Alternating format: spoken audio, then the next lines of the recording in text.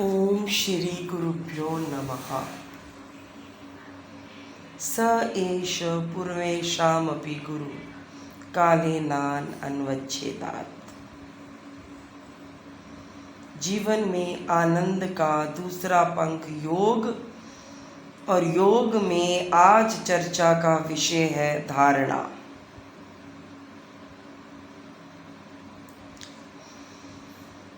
धारण करना, किसी विचार को धारण करना,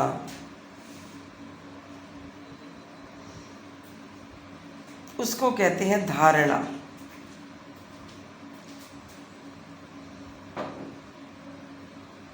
ऋषि कहते हैं कि आप नासिका के अग्रभाग पर, भ्रू मध्य में और सहस्रार में धारणा बिठा सकते हो और वहाँ पर सारी ऊर्जा को केंद्रित कर दो। वहाँ पर अपना जो मन है उसको वहाँ पर एकाग्र कर दो, तो आप धारणा बिठाते हो। ऋषि पतंजलि ने धारणा का उपयोग किया है ध्यान के लिए, कि ध्यान से पहले आपकी धारणा क्या है, आप किसका ध्यान कर रहे हो। आप ओम का ध्यान कर रहे हो तो आपकी धारणा ओम की है। जैसे मैंने भ्रू मध्य के बीच में ओम को देखा, नासिका के अग्रभाग पर ओम को रखा, अब मेरी धारणा क्या बनी ओम के बारे में। ओम में सारा ब्रह्मांड आ जाता है। ओम एक ध्वनि है। सूर्य जब गति करता है तो ओम की ध्वनि से करता है। पृथ्वी जब गति करती है ओम की ध्वनि से करती है। सौरमंडल जब गति करता है ओम की ध्वनि से करते हैं। पशु जब अपनी आवाज़ें निकालते हैं वो ओम की ध्वनि होती है। पक्षियों की जो कलरव होती है वो ओम की ध्वनि होती है। और जब प्रातःकाल सूर्य उदय होता है तो वो ओम की ध्वनि से उदय होता है। शाम को जब वो अस्त होता है तो ओम की ध्वनि से अस्त होता है।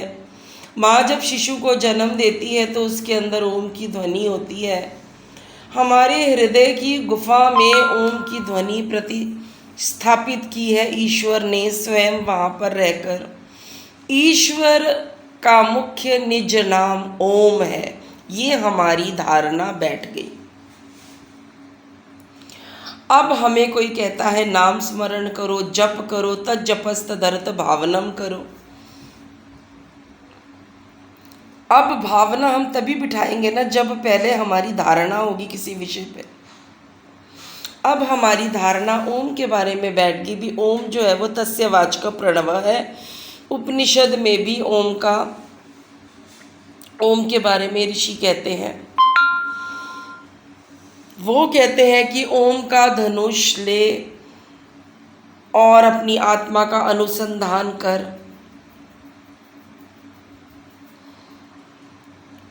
तो इस तरह से ओम के बारे में ये धारणा हमारी बैठ जाती है। ऋषियों द्वारा सुन के, तपस्वियों द्वारा सुन के, अपने बड़े बुजुर्गों से, पूर्वजों से सुनकर हर एक मंत्र के आगे ओम लगता है। वेदों में भी ओम मंत्रों के आगे लगता है कि ओम ही ईश्वर का मुख्य निज नाम है। इसलिए हमारी ये धारणा बैठ गई।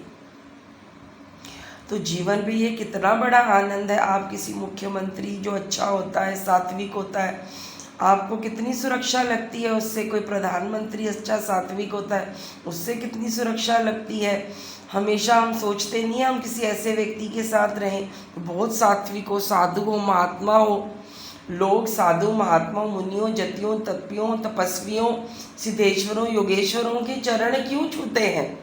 क्योंकि उनकी धारणा बैठी हुई है कि ये लोग सात्विक हैं, कभी हमारी हानि नहीं करेंगे, हमेशा हमारा हित करेंगे, हमेशा हमारे कल्याण के लिए सोचेंगे, हमारा उपकार करेंगे।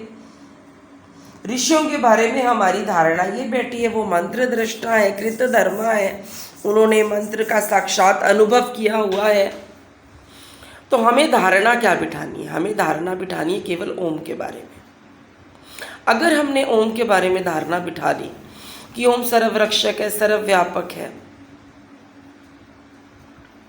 सर्वशक्तिवान है, सच्चिदानंद स्वरूप है, तो हमें जीवन में कभी कष्ट नहीं आ सकता।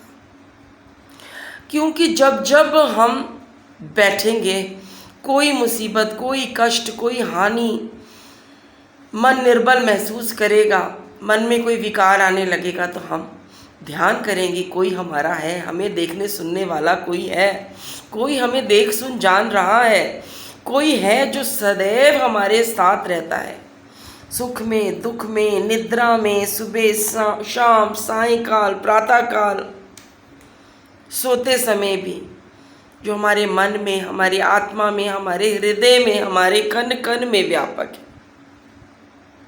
और वो है ओम।